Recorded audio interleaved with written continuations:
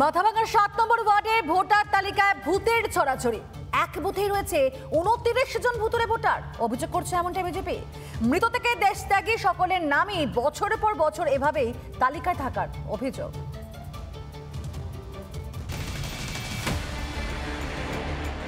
কোচবিহারের মাথাভাঙায় ভোটার তালিকায় ভূতের ছড়াছড়ি।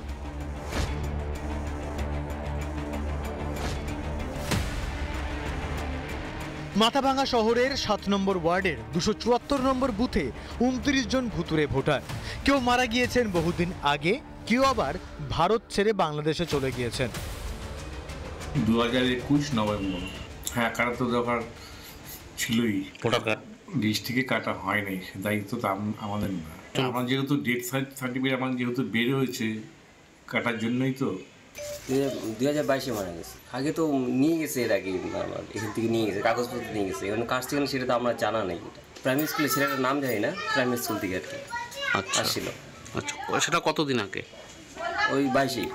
মৃত্যু হয়েছে, কিন্তু এখনো নাম জলজল করছে ভোটার তালিকায়। মৃতদের নাম তালিকা থেকে বাদ দিতে কেন এত গড়িমসি?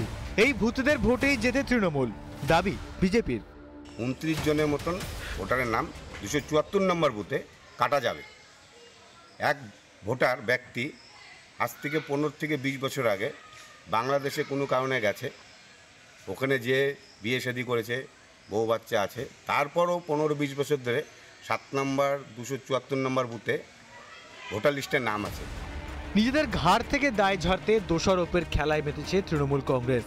বিজেপি বলার কি আছে যে কারা হচ্ছে, কাদের ভোটের নাম কাটেনি, এ তো ইলেকশন কমিশন দেখবে। আমরাও সঠিক সময়ে আমরা বলে দিব কোন কোন বিজেপি নেতার আত্মীয় হচ্ছে বাংলাদেশ থেকে এসে কিংবা অবৈধ ভোটারের নামের তালিকায় নাম আছে, আমরা বলে দেব।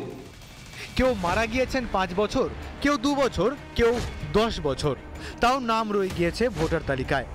এমনকি রাজ্যের শিক্ষামন্ত্রীর মৃত বাবার নামও মিলেছে ভোটার তালিকায়। কেন নথি জমা করার পরও বাদ যায় না নাম? নির্বাচন যায়, নির্বাচন আসে, কিন্তু এই প্রশ্নের উত্তর এখনো অধরা। রিপাবলিক বাংলা। নানা ধরনের কন্টেন্ট দেখার জন্য লাইক করুন, শেয়ার করুন আমাদের ফেসবুক পেজ, সাবস্ক্রাইব করুন আমাদের ইউটিউব চ্যানেল। পাশাপাশি অন্যান্য ব্রেকিং নিউজের জন্য অবশ্যই চোখ রাখুন রিপাবলিক বাংলায়।